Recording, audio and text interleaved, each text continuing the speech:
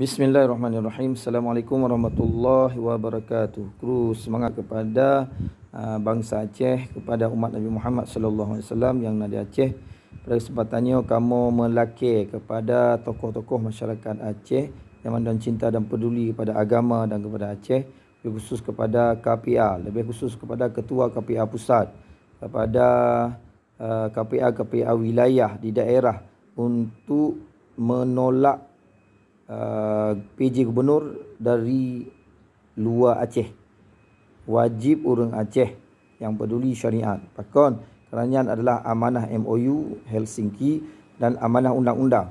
Apabila perkara kecil saja tidak berani kita suarakan, hana pun melumpur dan berani, dan akan diberikan poin-poin besar yang ada di dalam perjanjian MOU. Maka kepada tokoh-tokoh masyarakat, DPR untuk membuat penolakan-penolakan dengan video atau dengan cara-cara bagaimana. Lebih khusus kepada KPA.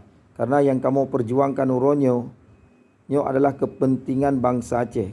Maruah agama yang ada di Aceh. Maka awak ada yang duk bak posisi-posisi yang strategis, yang ada jabatan, siapapun. Daripada KPA kah, DPRA kah, MPU Aceh kah, pajalon dan membela Aceh.